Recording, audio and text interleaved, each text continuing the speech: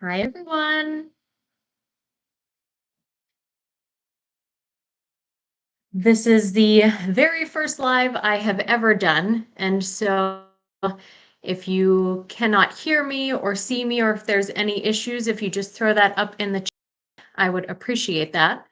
We'll give it a few minutes to see if anybody else wants to join us here. And if you are on and you can hear this, and I actually am live, if you could throw something up there, a little heart or something to let me know you can actually hear this. Brown, my girl. Hey. Oh, excellent. You're all here. This is wonderful. I'm talking to you in real time. This isn't just the comments. Oh, I see the hockey. We're representing Canada. Actually, if you see behind me, you'll notice this is not the normal background. This is not my dining room. Um, hey. Uh, I'm actually staying with Nani. You saw her last week, the end of the video, you got a little introduction. And so I'm spending some time with her right now, and you can't see it, but if you look out her front window right there, I can see, oh, the Bruins. Okay. Um, I can see Canada right out her front window here. We're in New York. We're on near Buffalo, but I can look right across the Niagara River and see Canada from here. So we've got a double country thing going on. But we'll go ahead. Everybody has your snacks, you have your drinks. Let's do a little chatting. I wanted to show you guys a little bit. Hey, Laura, about this cookbook a little bit more. I promised I would talk about it. Cindy, yes, Nani is doing well. She had a little health thing going on, and we thought it would just be nice if I came and spent some time. And she's finding me a little aggravating because I'm making her drink more water than she's used to. But we're getting some nice bonding time together. We're cooking. We're making some chicken soup and noodles here in her kitchen, but she's resting right now. She didn't want to come on the live today. But yes, she's doing wonderful. But the 52 Sunday Dinners cookbook here, I know you guys said you wanted to hear a little bit more about it, and we'll do some chatting about all of our cooking memories. And sometimes I'm a little nervous. This is my first one.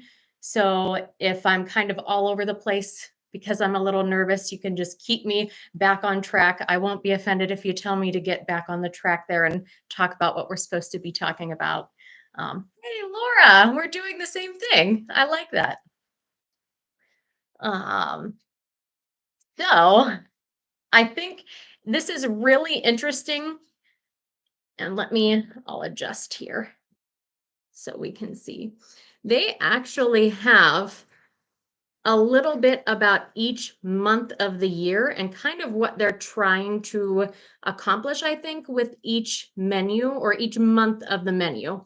So this starting, so right now we're working on November's. And for November, what they have is that this is the month for pies and puddings, but the salad course is not forgotten. Um, and so, is there a menu that's scaring me any more than another? Yes, yes, there is. I'm jumping back and forth here, I know, but next week's menu is scaring me terribly because I think it's supposed to be the Thanksgiving menu. And I'll give everyone here a sneak peek on what it's going to be if I haven't said anything about it already. It is a little intimidating. Next week's is uh, the roasted goose dinner. I have never roasted a goose. I've had duck, but the only bird I've ever roasted in my life is a turkey and a chicken. Never done a goose. The only time I have really ever heard about eating goose is I'm pretty sure did Tiny Tim eat a goose in A Christmas Story? Maybe that's what they had, but uh roasting this whole goose with everything else. It's a huge menu. Um, it's a little nerve-wracking. And the goose now, I know that back in the day, this is supposed to be economical. A okay, Scrooge did. Yay! He sent the biggest goose in the shop. I hope that he had it roasted before he sent it over there and he didn't make them do all that work afterward, because we're about to find out how much work roasting a goose really is. Um, but I'm just very nervous about it because they're so expensive. They're I did not find the goose locally. I found it, I had to get it frozen in Pittsburgh in the Strip District.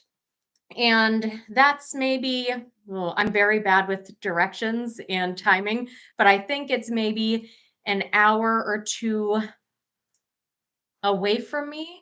So we got it frozen, we had it in a cooler, we brought it back, and I'm not sure if I'm roasting that here at Nani's or if I'll be doing it at home.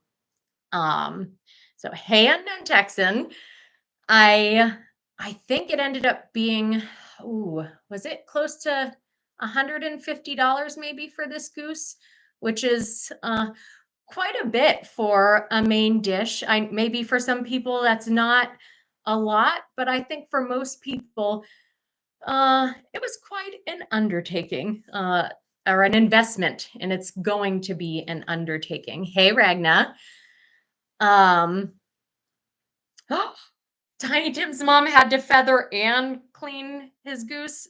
That's not really a gift. I don't know.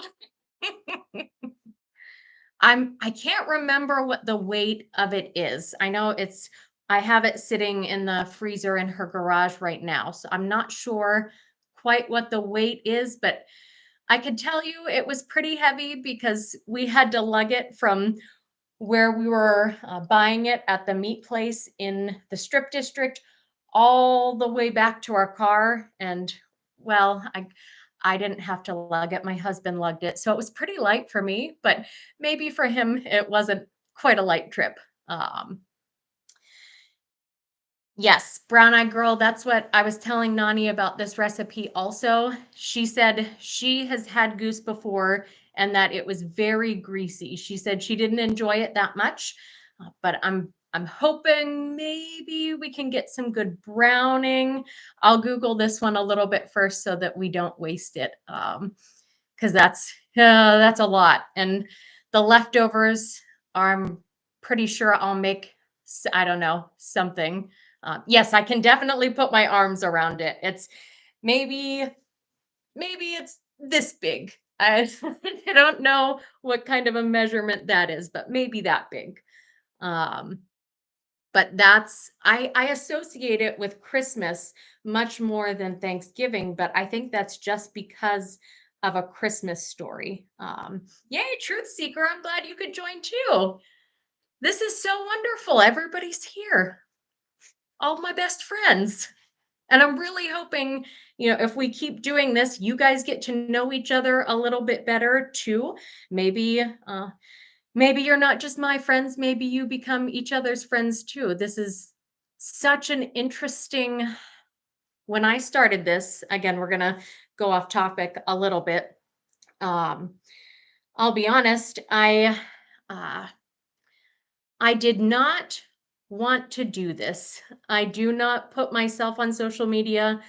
I have a Facebook, but I never post on it. I don't post pictures. I don't post. I just am very uncomfortable with that.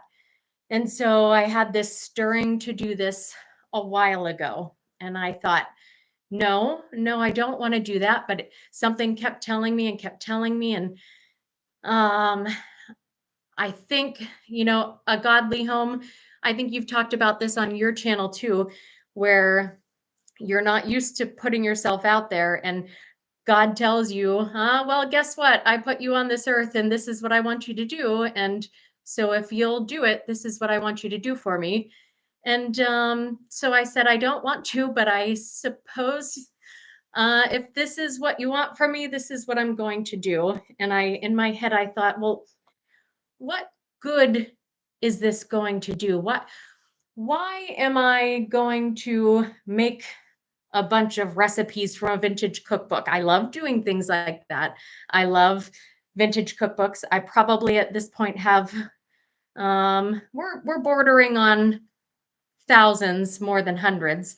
Um so I I wasn't sure what the whole point of this was, and it very quickly has become apparent to me as you guys have started sharing your stories that the whole point has not been the recipes. It has been, but it's been more the connection that we've made with each other through these recipes. And it's been the memories that have come up and the connection through those memories and through you guys have shared so many things. Okay, I know this is we're getting very, very serious, but Ragna, a goose fudge.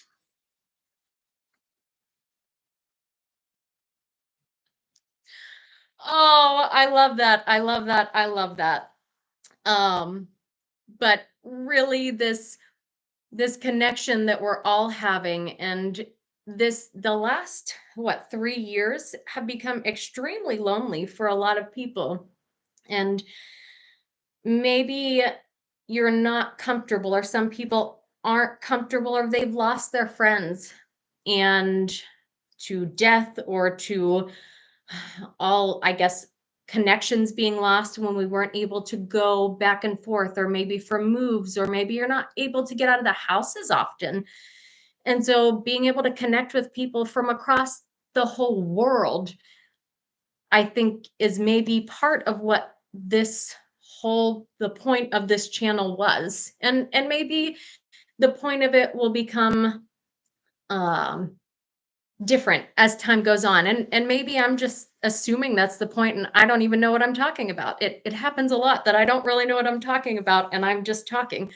Um, so I think eventually we'll figure it out. But for now, this connection that we're all making with each other is just beyond my wildest dreams when I started this, which was only a few months ago. That's again hard for me to believe that this was only a few months ago.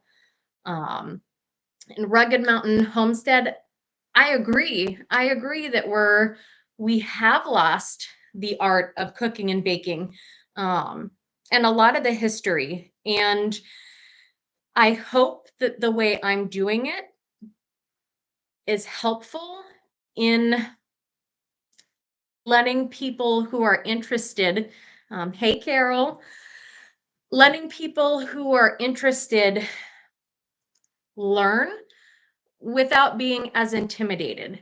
Because I watch some of these channels and they're incredible. Some of these people that um, they're experts in this and they know the history and they they know all of the techniques and everything they do is amazing. It is beautiful and it inspires you and you want to try it. And then you try it and it does not turn out like theirs. You are not an expert. And so I really hope that I have a little bit of a background with cooking. I know a little bit. Um, I was a home ec teacher before I became a dietitian. Nani, who you have met, taught me to cook a little bit or as much as she possibly could, as much as I would listen to her through my thick skull. Um, so I think I know a little bit more than other people my age, but still, I mean, you can see clearly I make a lot of mistakes in the kitchen. And I really hope that people who are interested in learning how to cook a little bit more, um, they can look at that and feel like it's okay to mess up. It's okay to try it. And it's okay if you screw it up. And sometimes the stuff that we have screwed up in the kitchen is even better than maybe what they intended, or at least I think it was better than what they intended. Um, so I guess I guess I'm happy about that. I'm happy to show my mistakes. I'm happy to show the reality, and I'm happy to show the banana candles. Yeah. Oh, my poor sister. Tori's not here, but she's here in our hearts. Yeah, she really, neither of us wanted that banana candle. And I really appreciate all you guys are. I actually can't keep up with everything you're saying. I'll go back and read all of these uh, further later. They're coming in pretty fast as I'm spouting off at the mouth here. But yeah, I really, really appreciate everything that you're saying. And I'm going to read a little bit of it in case people are sharing some stories.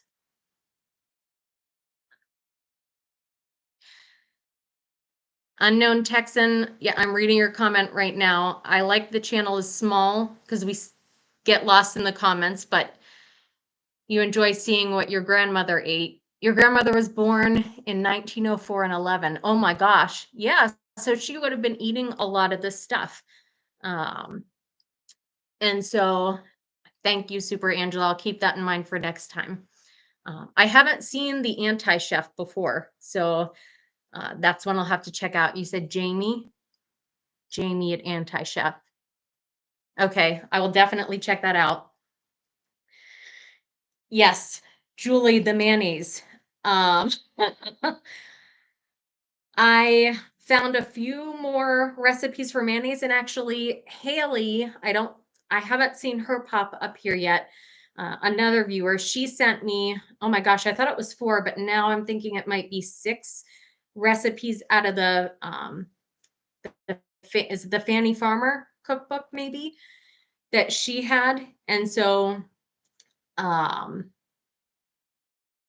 no, I just had a brain fart there. Oh, I want to try those recipes that she sent, and maybe I'll like them a little bit more.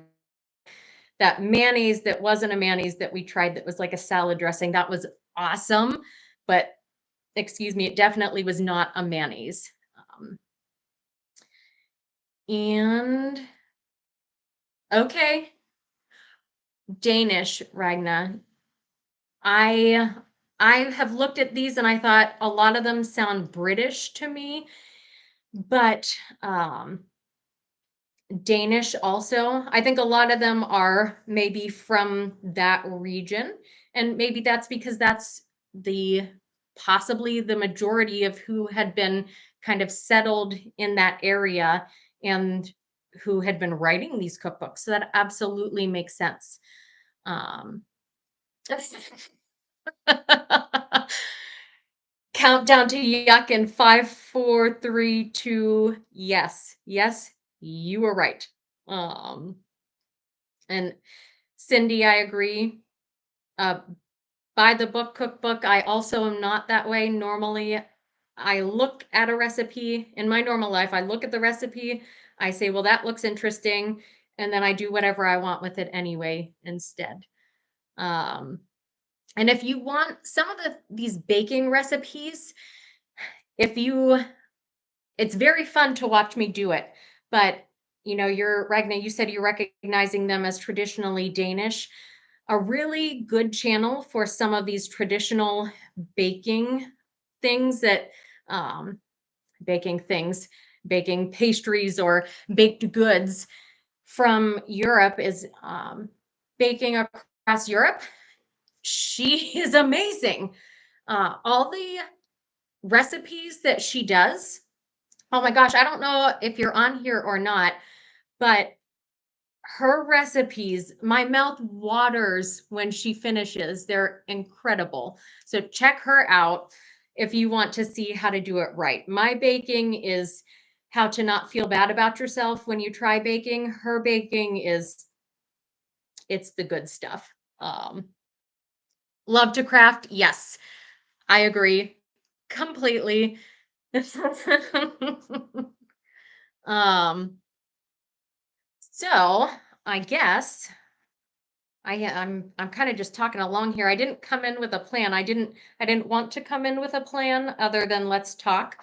Let's talk about the cookbook. Let's talk about our memories.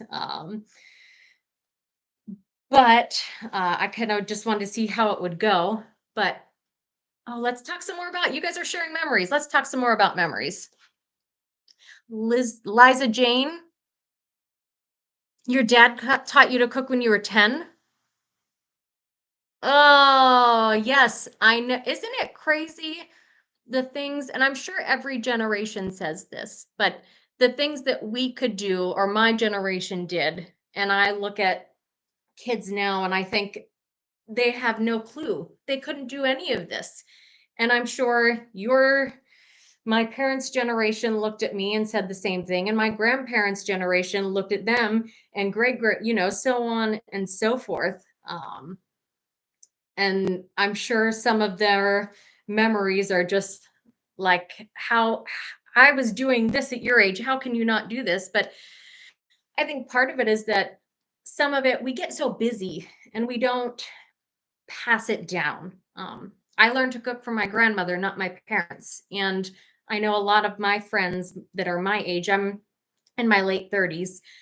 And so a lot of my friends who are my age and a little bit younger, we had so many after school activities that we didn't sit down and eat dinner that often. And I know even my cousins who are a little bit younger than me, so much of dinner time, family dinner time, is in the car. And we're going through a drive through and we're kind of shoving food down our faces while we're on our way to the next thing. And so we're not learning. We can watch, I mean, maybe some special holidays, my generation and younger generations are watching, but we're not doing. We're not hands-on learning. And I can see from friends and other communities that I'm part of that there's almost a desperate hunger to learn this again and to get back into it. And um, maybe there always was, and I just didn't know about these communities before. And maybe I'm a little naive to that, but I don't think so. I think that COVID really it was horrible, horrible. I do not discount that, but I think it really knocked some sense into people in that we need to learn to take care of ourselves. And that kind of starts at home, and it kind of starts with eating and resting and socializing. And yeah, I think there's a big hunger to grow food again and to learn to make food again. And I think that's fantastic. Um, my favorite recipe mod. Ooh, all right. I'm going to have to go with it's either the suet pudding or the prune pudding. Both of those I thought were going to be horrible. They were the sleepers. They were the things that I had not heard of eating now in America, but oh, that was so good. Both of them were so good. Um, ooh, I don't know if the lighting changed for you when I did that, but it changed for me. And maybe my love for those things, the energy from that was coming out and affecting the lighting. But yeah, love that, love that, love that. Merle, will I do a sleeping cookbook or a sleeper cookbook? Maybe, maybe at the end.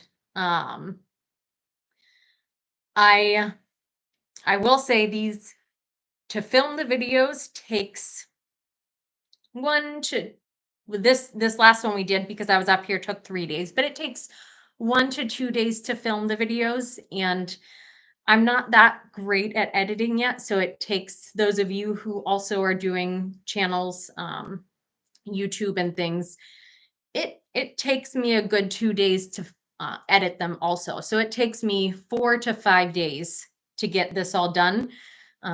So the sleeper cookbook is kind of in the back of my mind, maybe something I'll pursue later, but um, I would just have to, I guess, make the time to do that.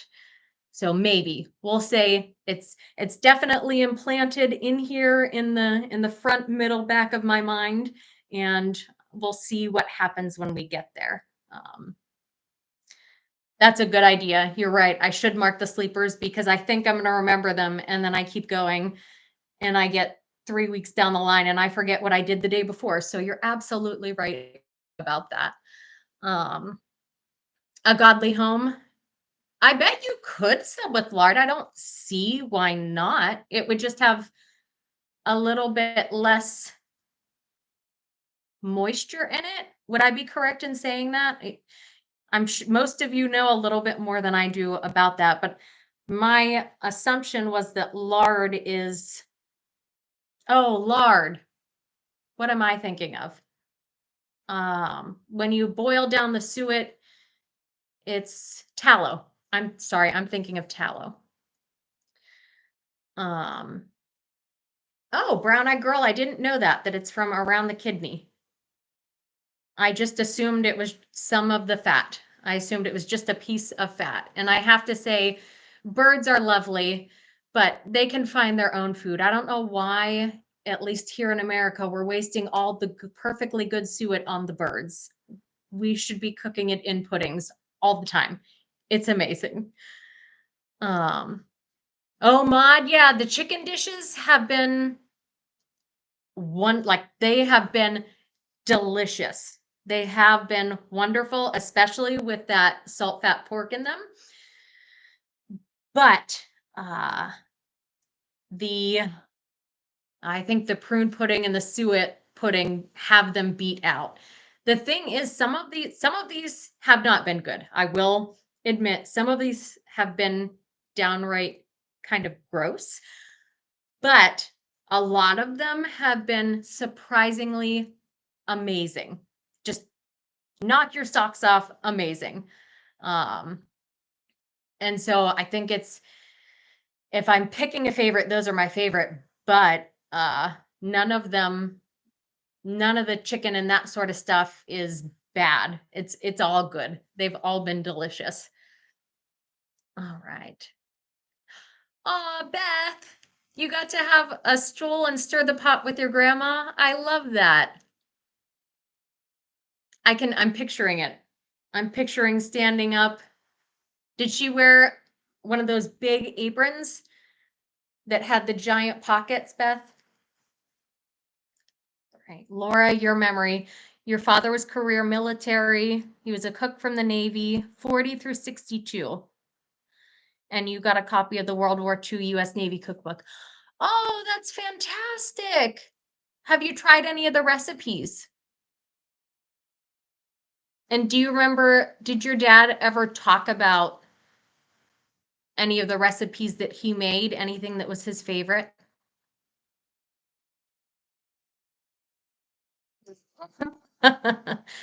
Love to craft. Thank you.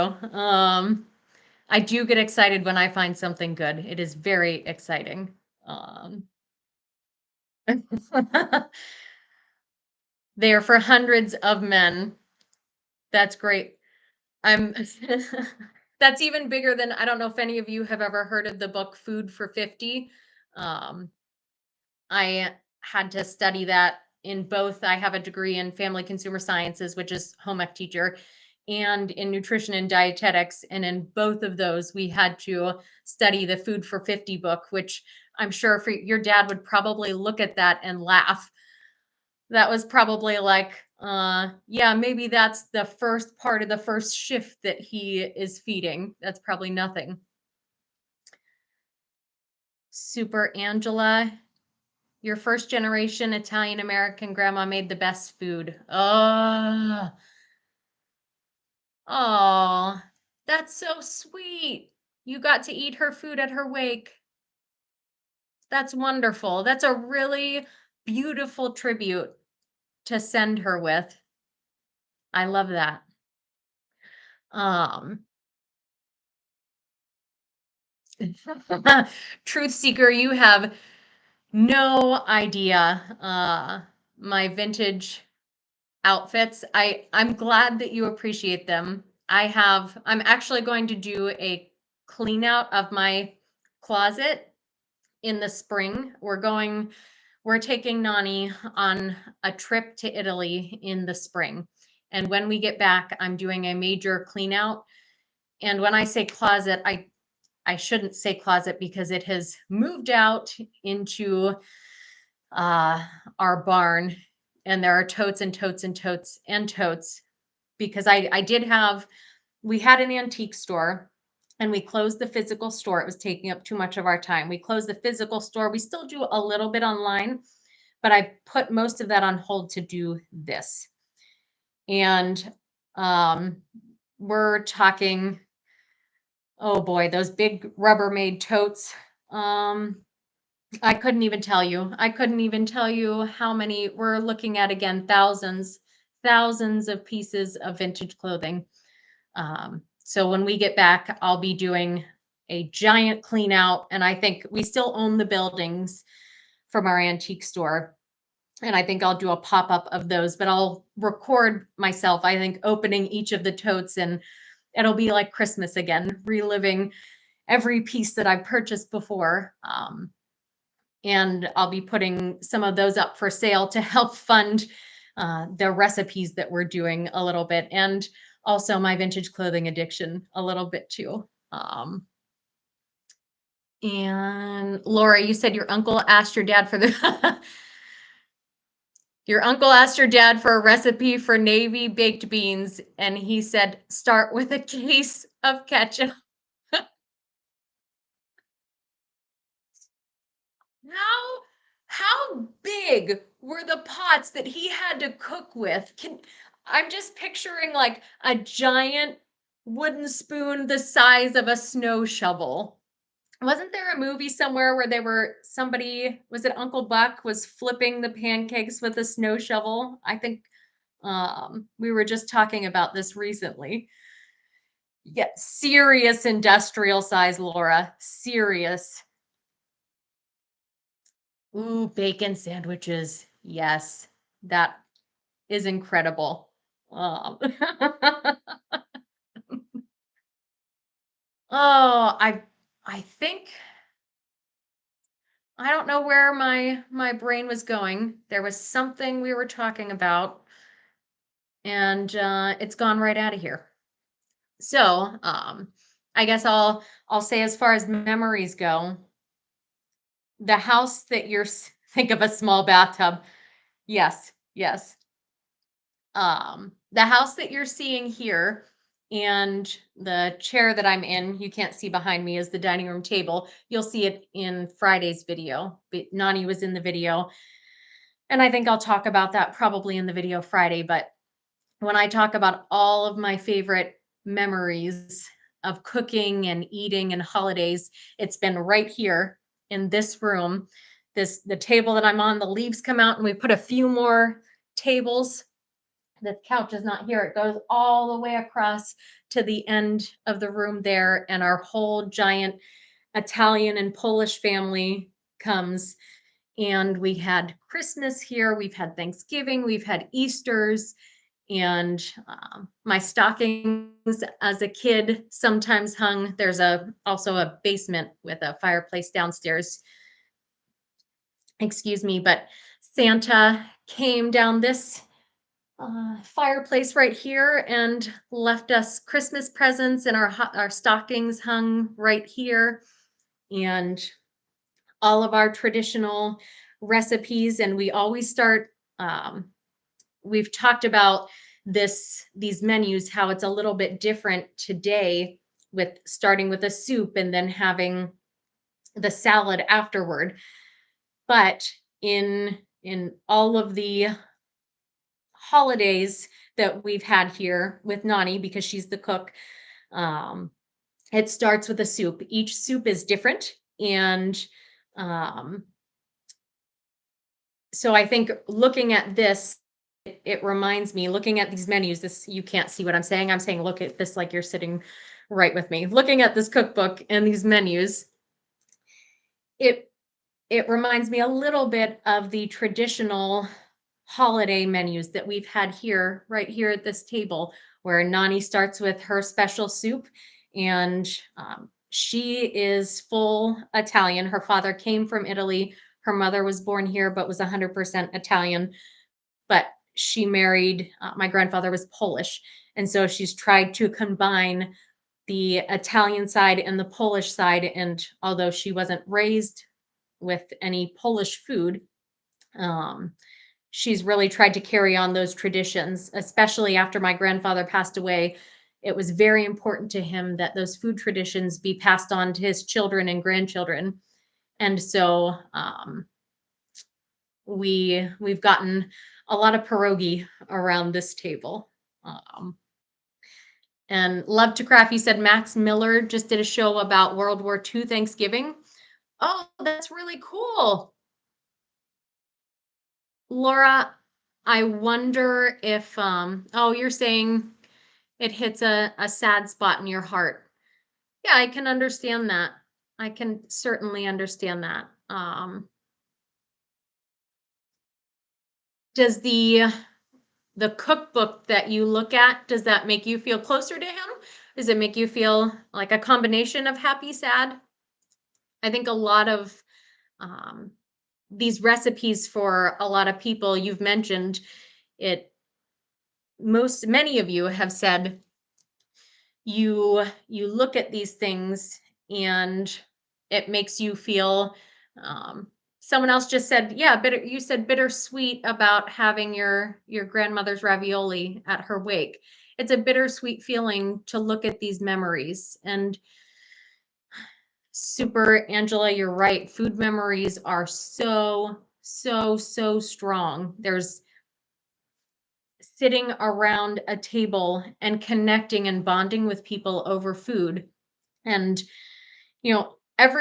everybody is welcome here. Every person, regardless of what you believe, what you don't believe, how you feel, every single person is welcome here. But you'll probably learn as you go forward, um, watching me, if you choose to keep watching me, that I am a Christian, and that is the foundation of everything that I do.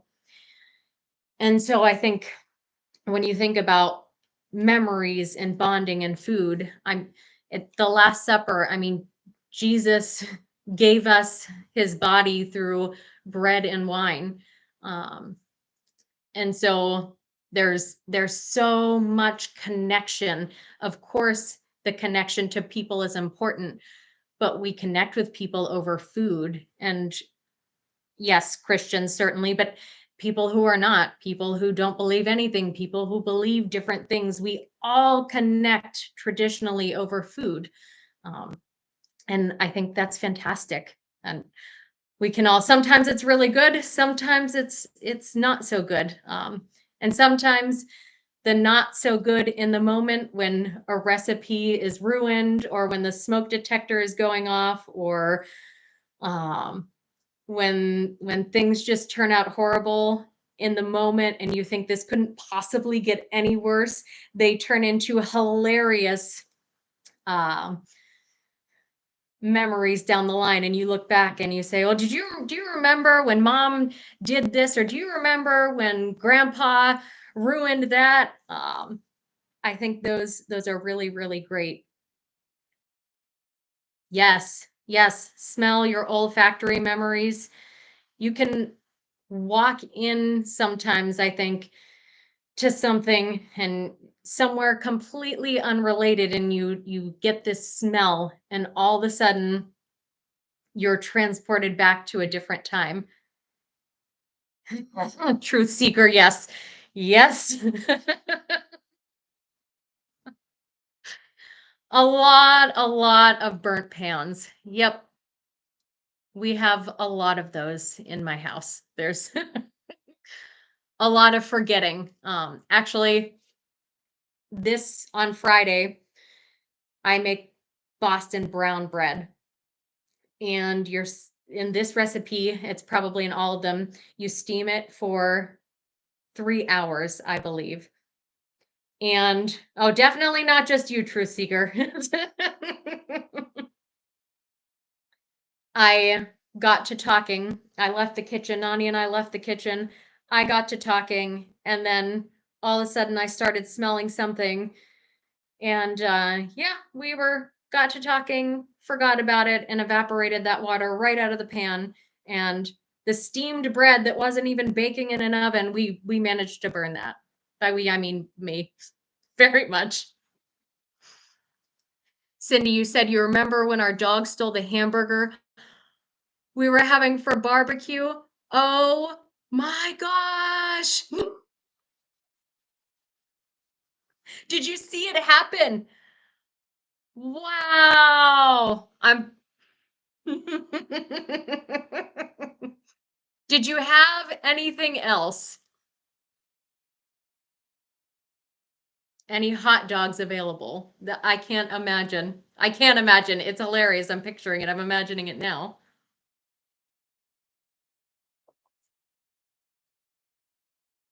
Okay. Your dad had to go back to the store. So you had dinner a little bit late. I'm guessing you didn't let the dog anywhere near there after that.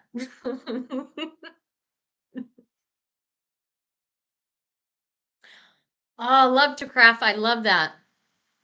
So you smelled food a couple of years ago and it took you back to a restaurant that you went to when you were a teenager.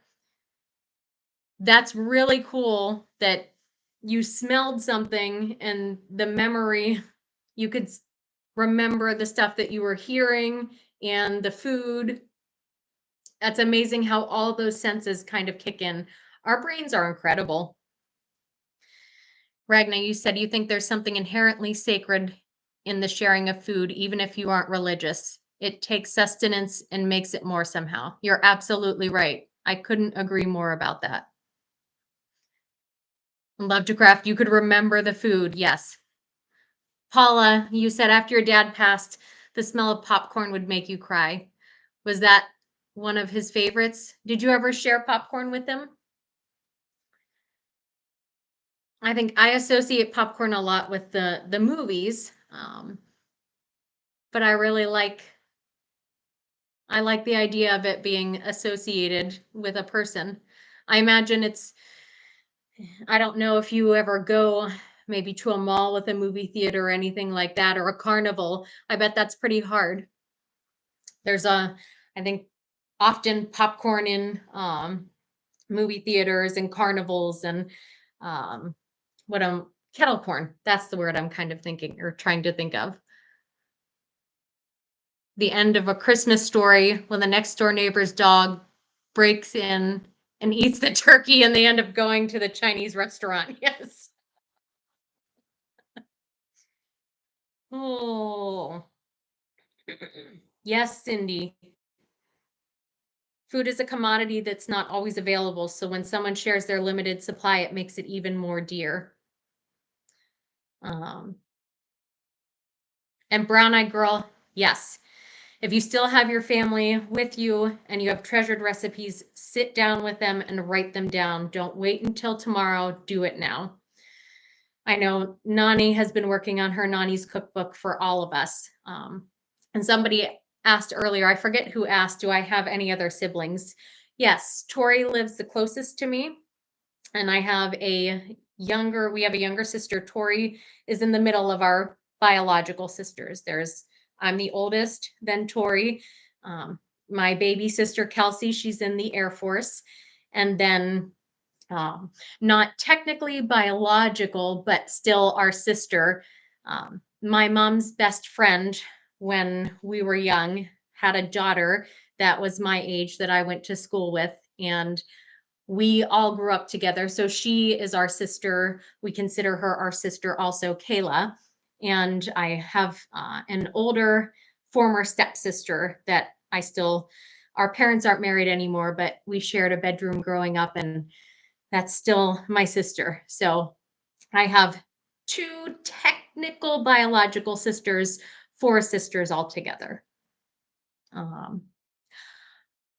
Ooh, Cindy, recipes and photos.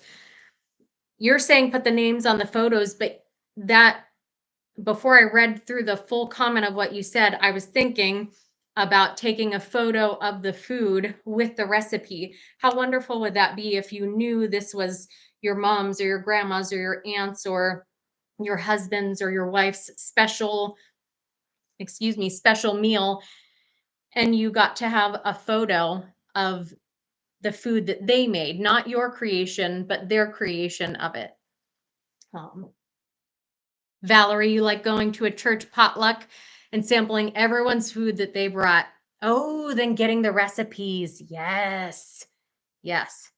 As long as they tell you the full recipe and they don't include a secret ingredient that they just forget to put in the recipe so that theirs is always the best. Hmm. Yes, yes, you're absolutely right. That's how I've mentioned, I think, before about having a freeze dryer.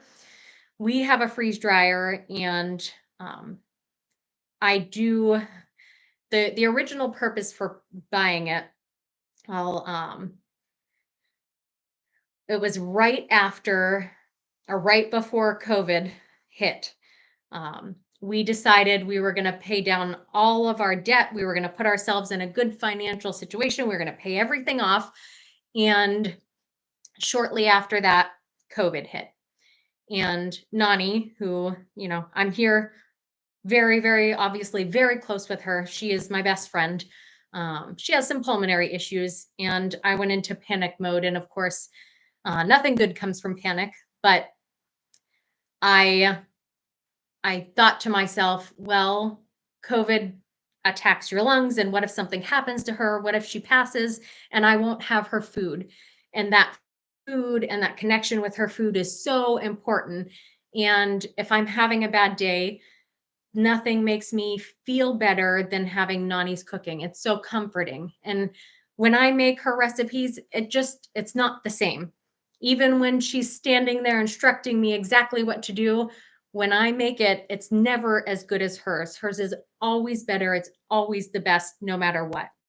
And so we decided, I called my husband and I said, we have to buy a freeze dryer. Nani's going to die of COVID. I'm going to never have her cooking again, and we have to do it. And these things are not cheap. And so he said, okay. And so we purchased our almost $5,000 freeze dryer. And then afterward, I thought, what did I just do? That was I can't believe I made that purchase.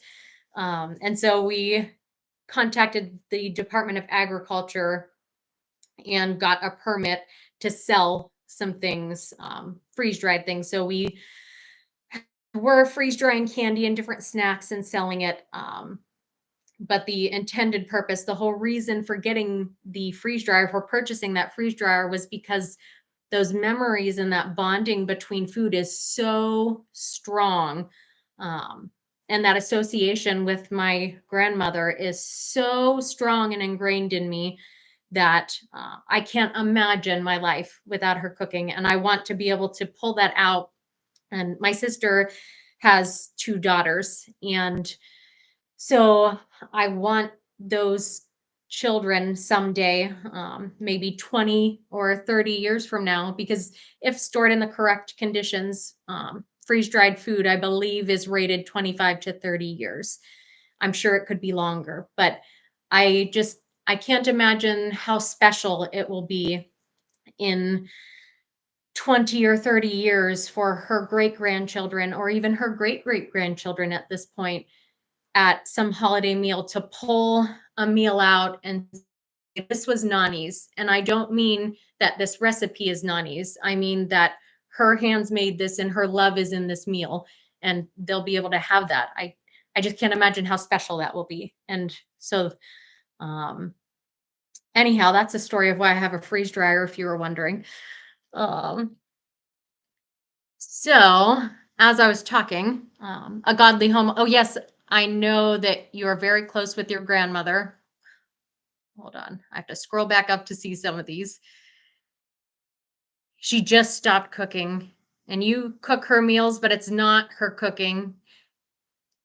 Yes. Yeah, you can cook her recipes, but it just doesn't, whatever when they're cooking and whatever love is kind of sprinkling off from their fingers, there's love that goes into that. And you just can't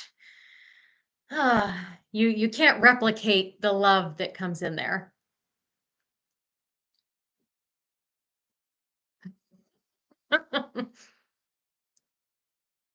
Yes, I am very, very, very blessed with a wonderful husband. In fact, you said your your ex thought hockey was stupid, so you ditched him and kept the hockey. I like that. Cooking the books. Yes, she is one of my favorites.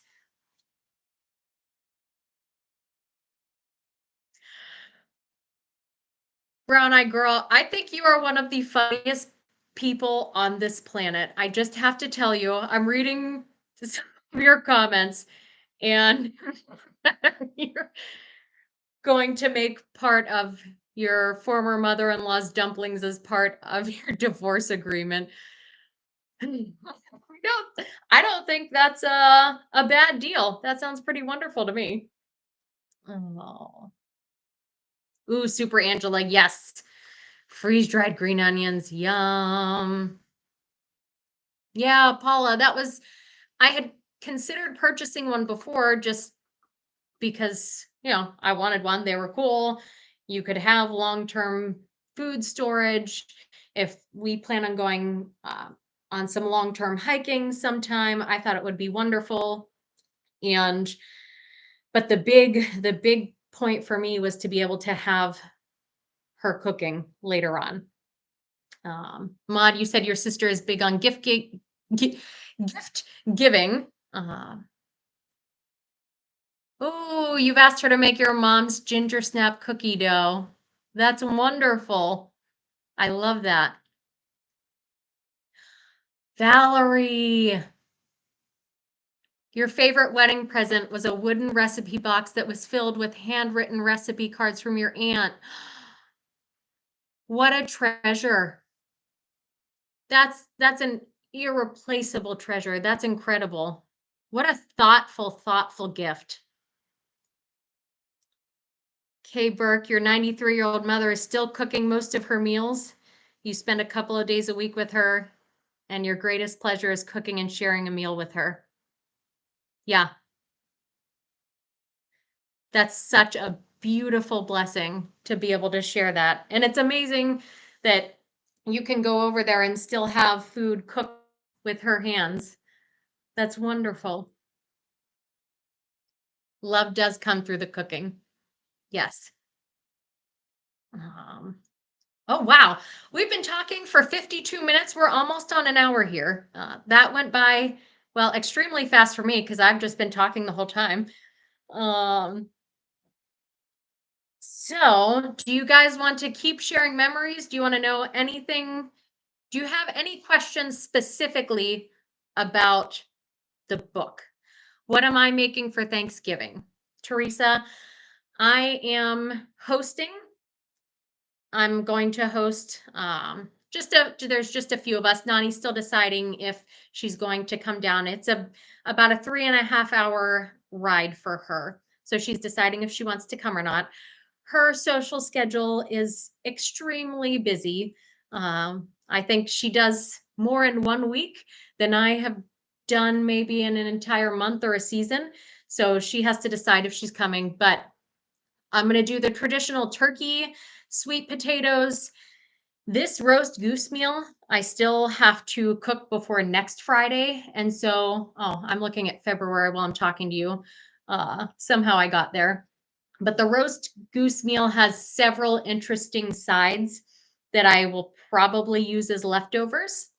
And then, um, now I know I said that my Nani has the best cooking in the world. And that is true. There's no one on this planet who cooks better than her. I Now, I'm sure many of your grandmothers are also the best cooks in the world for you, but there don't tell Nani, she can't hear me right now. There's only one thing on this planet that's better than her cooking, and that is my mother-in-law's cheesecake. I am telling you, I am picky about a lot of food. I'm critical, I should say. I'm critical about food.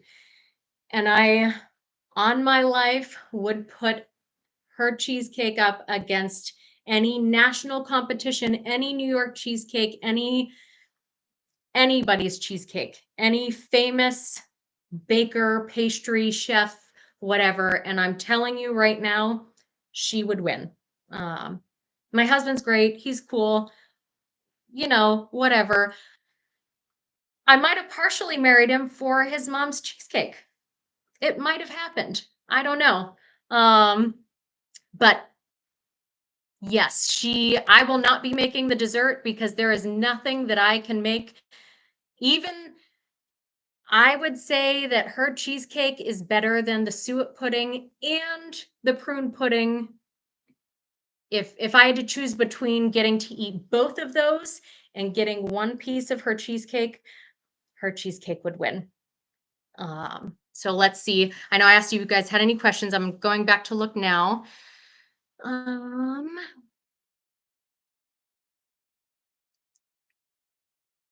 ooh, Glenn and Friends. I haven't seen Glenn and Friends before. Kay Burke, you're going to make Christmas candy. Ooh, yes. Your mom's peanut brittle. Yes. Yes, Maud, any of the recipes that I did not like, but somebody else did. Yes, the lobster cocktail. Tori came over the next day and she ate the rest of the lobster cocktail. Definitely. I did not like that. She definitely did. Um, but I'll say if I really don't like something, I probably don't end up sharing it with anyone. Um, Now maybe that's just because maybe I should. Maybe now that I'm saying that out loud and thinking through it, maybe I should offer to share some of this stuff with other people and get their opinion on it after the fact. But um, I think off the top of my head right now, I think it's mostly just been that lobster cocktail that I can think of that I have not liked and somebody else has. But Tori, I guess Tori has been, excuse me, the only one that has tried a lot of the foods that I didn't already like and pass on to somebody else to try. Um, Goose fund me and donation buttons. I do have a buy me a coffee account if anyone is interested. Not, I don't mean that in any way. Do not feel any obligation whatsoever. But I did start a buy me a coffee account if anybody wanted to join that. I think it's pretty similar to Patreon if you're familiar with Patreon. But yeah, some of these are stupid expensive. They are. I know the ads are a little bit annoying. So um, I am making a little bit of money on the ads, not much, but probably once it actually comes in, I I think it'll be enough to cover at least some of the ingredients the ads will. And I know it stinks to watch the ads. And if you want to skip them, that's great, totally fine. Um, but it does help pay for some of the ingredients for this. The other, if you want to join the Buy Me a Coffee, feel free. If not, perfectly fine. Your conversation and friendship is plenty, I think, for me. Um, but if you want to be a part of it, feel free. Let's see.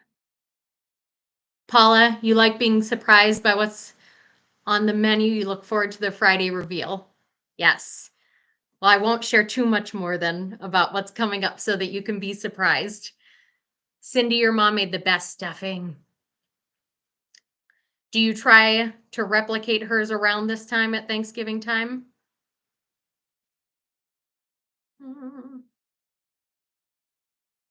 Ooh, Cindy, I bet your cheesecake is good. Do I have other books in the set, Merle? Yes, I have, and I don't know if I'm checking real quick to see if it says any of the other books that are in here. I don't think it has a list here, but yes, I have a good handful of the other books. When I purchased it at an antique shop near Pittsburgh, it's Lincoln Highway Hub is where I found a set of four of these. And it was this one and three others. And then I immediately got on eBay and found several more of them. So I do have several of them. I think my plan next with this is to start eventually when I feel more confident about my time, maybe doing some of the candies and cakes, maybe supplementally. So we'll see. Brown Eyed Girl, would she make it on your channel? Oh, my mother-in-law, the cheesecake? No, she's not comfortable being on camera. And I can tell you for certain, there is no way mine would come out anywhere close to hers. Beth, Nani is a very lovable woman. She'll tell you herself.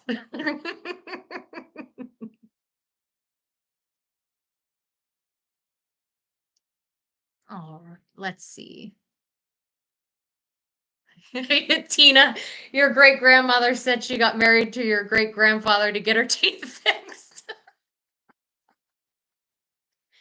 That's great. Was he a dentist or did he have good insurance?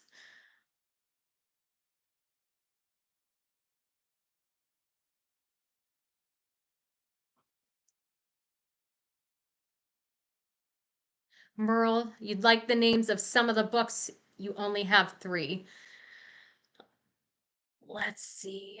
I will, if I remember, I will put those in the comments. Or actually, Merle, my email is in the comments of a lot of the videos. If you email me, I can send you the list of all the ones I have and the ones that I don't. Do you have this one?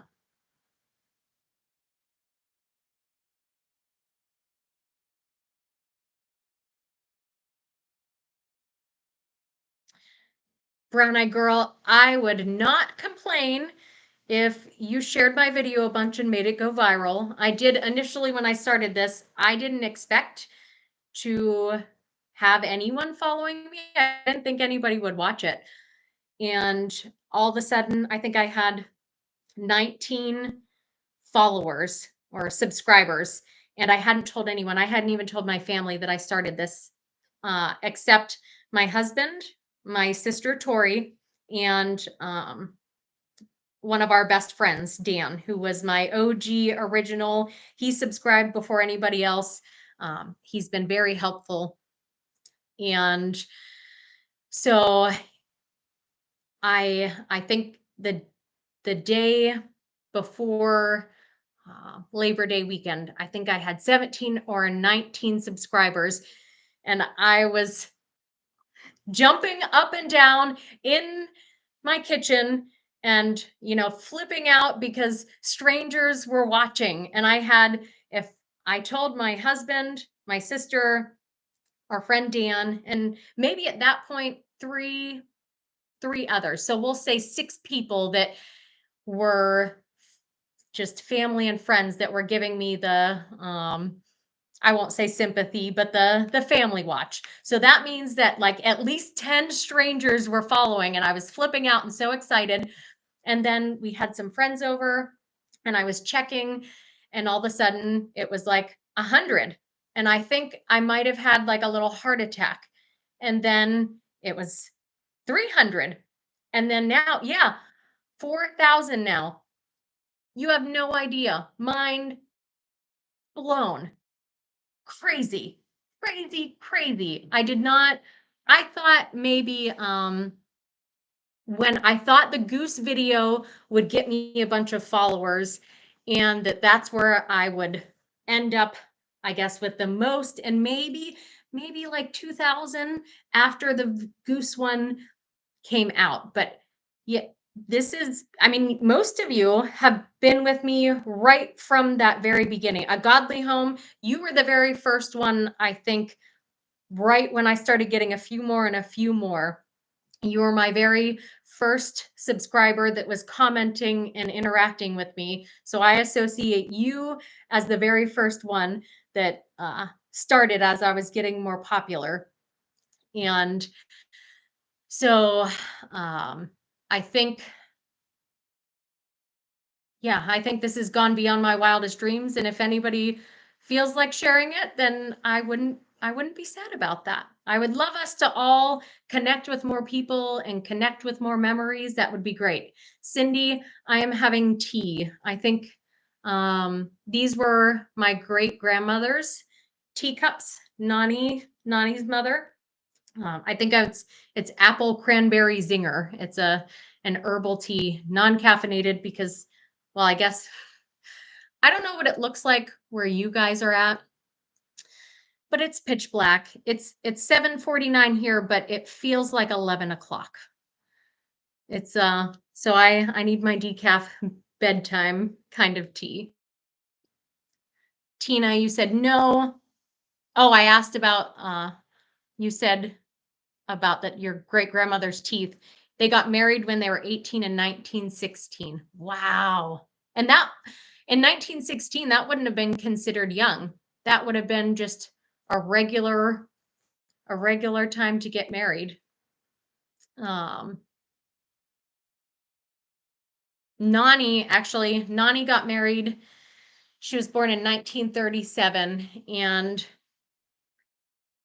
she turned down a few men in her time before she met my grandfather. And when I guess I'll share this memory of hers with you. When my grandfather went to go ask her father for for the blessing for them to get married and ask him for her hand in marriage, my great grandfather jumped up off the couch and my grandfather was terrified. He thought he was going to hit him and he thought he was going to beat him up or something. And here Nani's father, my great grandfather, was crying and just so happy because Nani was an old maid maybe she was in her mid 20s or something at the time. And he was terrified that she was never going to get married. Can you imagine that now? We look at people who get married when they're 22 or 23 and think that they're just way too young to make that decision. And back then they were getting married at 13, 14, 18. Yeah, Winnipeg, pitch black at 6. It's getting that way here in New York and Pennsylvania. Ooh, peppermint, nightly calm. Ooh, constant comment tea. Oh, I'm liking all these tea recommendations. Ooh, Truth Seeker, you're drinking out of your Nana's fine china teacups. Well, here, cheers. Cheers to everybody drinking. I like that. Mid 20s and considered an old maid. That is crazy.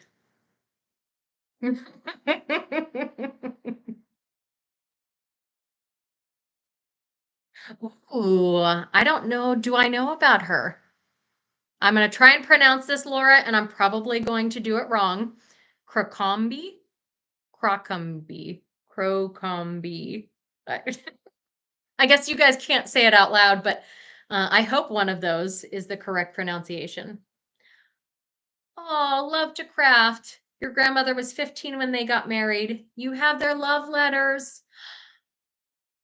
He called her his old sweetheart at 15. English heritage. Okay. Crowcom. Okay. Thank you guys. That's another good one. You've given a lot of really great suggestions on who to start following too. I like this. North Alabama, dark at 5 p.m. Yeah, it's crazy. Is there anybody on here that is not from North America? And I guess I don't even know, in Canada, do you guys do daylight savings time? And does anybody outside, if there's anybody across the pond or down below, do any of you guys also do daylight savings time? I can say personally, I don't like it. I don't like losing the sleep and losing the daylight. Okay, you're just going into summer in Australia. I assume Australia. I hope that's right, and I'm not just saying something stupid. Okay.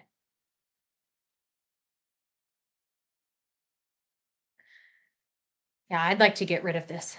I would just like it if it was daylight, basically like 16 hours, and then dark for sleep, and that was it.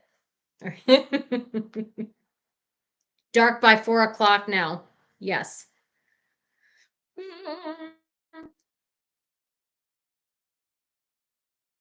Yeah, an hour and a half in Newfoundland. Thank you, Beth. Thank you. I appreciate it. I'm really grateful. I I mean, I'm not gonna lie and say I'm yes, brown-eyed girl. Yeah, I won't lie and say I'm not thrilled that this has become a success, and I'm not excited about it because I certainly am. I definitely am. Um, but I think a bigger part of it, honestly, is getting to meet all of you, even though, I mean, just I guess through typing, but as long as this isn't, you guys aren't all just pretend bots that are somehow like really good at AI. I do feel a really, really strong connection. Like you guys are sitting here talking to me right now. Like, I feel like you could be sitting there. I'm seeing some of you have your picture, your faces in your picture, and I'm picturing you around the table like we're just sitting here chatting. And I think that's kind of been a bigger excitement to growing. Bonita's Kitchen. Ooh, I haven't seen her either. Thank you, Truth Seeker. Okay. North America and Europe observes. Hmm. I think we should stop. Stop observing daylight savings time. It's not saving me anything. Paula, that's not your real face? Oh, I'm gonna have to reframe it then because I've been picturing you with that little hat and those cute little ears.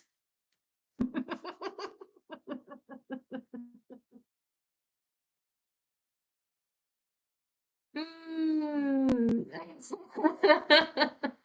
Oh, they stopped in Mexico. Yeah, Maud, what do you mean I'm not approaching this with a place of expertise? You don't think I'm an expert?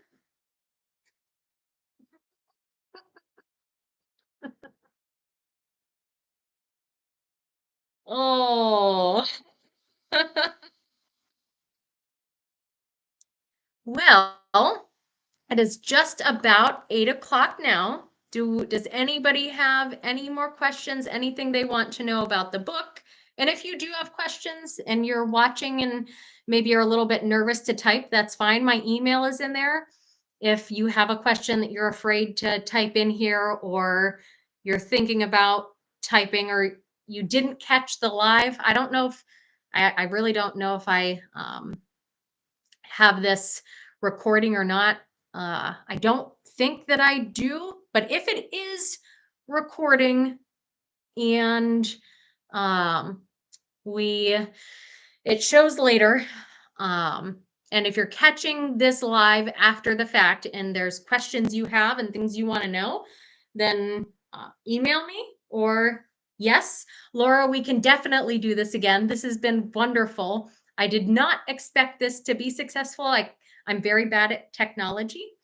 The Arborist's Wife, the 52 Sunday Dinners book. It's the cookbook we have been working out of. So if you have any specific questions, um, you can go ahead and type them in, or if you don't want to ask the questions, or if you think of one later, you can email me. My email is in all of the comments.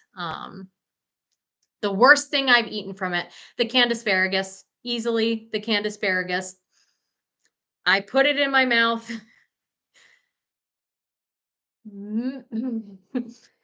No, no, not good. The memory is terrible.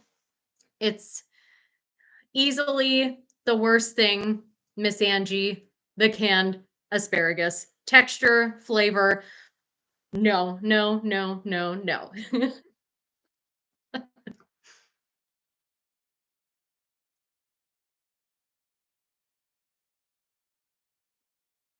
Yes, recipe number 31 was the beginning.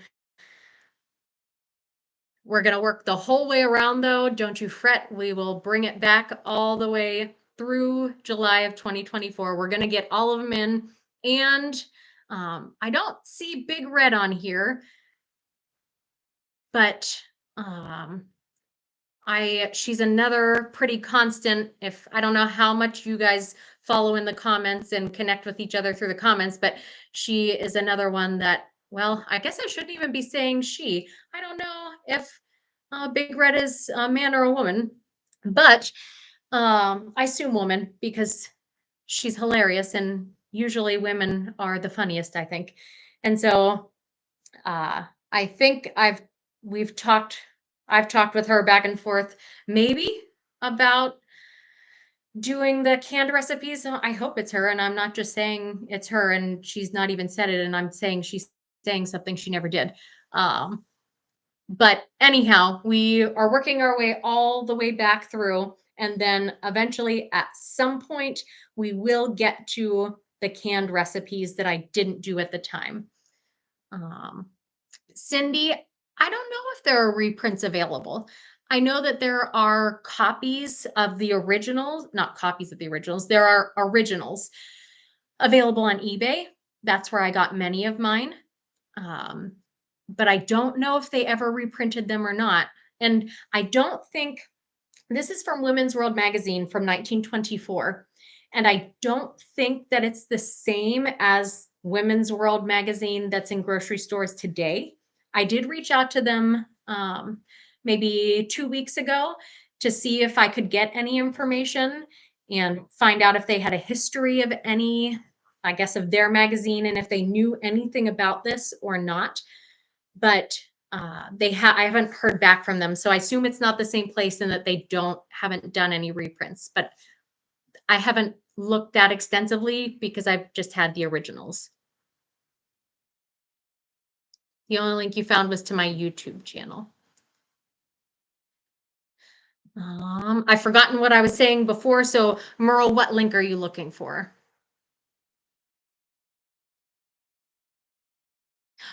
Ooh, Project Gutenberg. Yes.